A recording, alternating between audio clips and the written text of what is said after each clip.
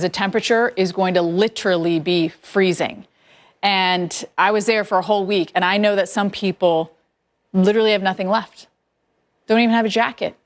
There was one gentleman I spoke to, he was wearing the clothes on his back, still on, had on his water shoes from the night that the storm went through, the morning the storm went through. And so I worry about people literally freezing. So if you know anyone that can use jackets or needs jackets, that might be an outreach that needs to happen now. All right, 20 trillion gallons of water went through. That's equivalent to 30 million Olympic-sized pools, 72,000 Empire State Buildings, and 21 million Washington monuments. A lot of water. It wasn't just the water, it was the wind. Multiple landslides. And this is what I can't emphasize enough. The scope of the damage from this.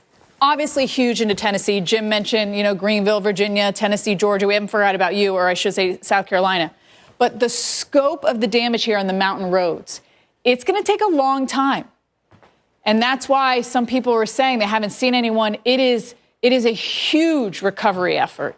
And some places cut off, like Lake Lure, Bat Cave, Chimney Rock, that whole area I tried to get into, and it was impossible. We got to the point where there was literally no road. Well, where we were, it was kind of half a road, and there were some people going around, but I was like, we're not doing that. And they just said, oh, well, you'll keep going, and there's another slide. And so just the efforts to have to recover from all of this, it's not like it's just one area, and it's not like it's an easy area to get to. It's the switchbacks you're going through that are destroyed. Lake Lure, washed out. Elk Mountain, by the way, wind also is huge at the top of some of these mountains. Look at those trees. And as we show you Chimney Rock, there's the road, here's the river. So I'm putting my arm, that's the river right there, the bend in the river. Look where the river is now. It changed. I know they're trying to do some work here to get the river back to where it was. But again, this is just one little area in Chimney Rock. Getting to Chimney Rock is impossible. Bat Cave, another area. You don't even see a river in this vicinity, but you've got all these slides that just took out trees, took out roads. It's really impossible. And then our ties today, of course, this is nice to work in because we'll have the sunshine, right?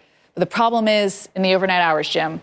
These are just showing you Asheville. But, you're up over 2,000 feet here, and then you keep going north of there, Boone, some of these areas, you're going to get a lot colder than that. Steph, we show a lot of before and after pictures. Thanks for staying with us on America's Morning Headquarters. I'm meteorologist Stephanie Abrams alongside meteorologist Jim Cantori and Kelly Cass. With 6 weeks still remaining of hurricane season, the latest blow to the mainland still making headlines. The front page of the Treasure Coast newspaper reads, "Deadly Trail of Devastation." Milton has left at least 16 people dead across Florida, including 6 in Port St. Lucie County after an EF3 tornado struck. And the front page of the Tampa Bay Times reads 13 days, 2 hurricanes, and indescribable anxiety in Tampa. We saw debris, of course, that was collecting from Helene in the streets while people were bracing for Milton. Classes are back in session today in Citrus County school districts.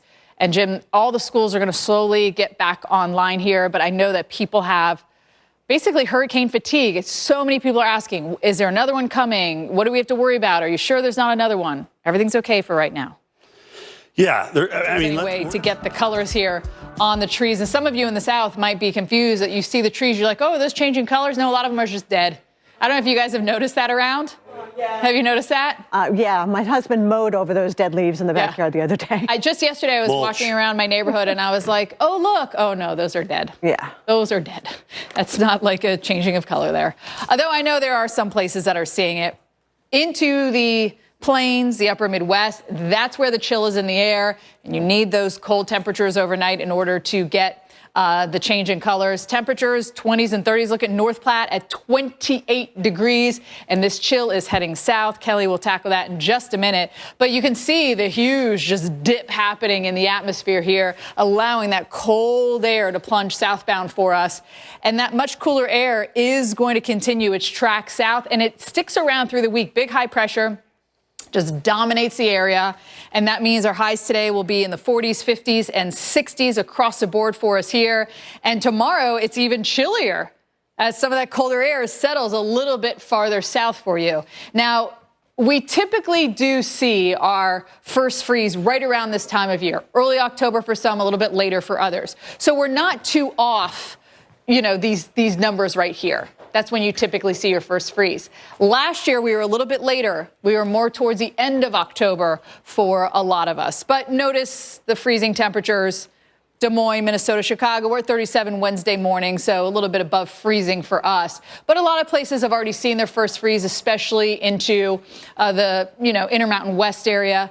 Cincinnati, not only are we going to be below average, we'll be below average by 10 degrees. That's the other thing, is this cold air. You might be saying, well, it's fall. We're supposed to be feeling it. Well, yeah, but this is like an extra little boost of cold air coming in for us here. And it's not just Cincinnati. D.C. also stair-stepping down into the low 40s as we start to wrap up the work week, Kelly. Time to find those thicker coats, maybe. Oh, yes. In the back.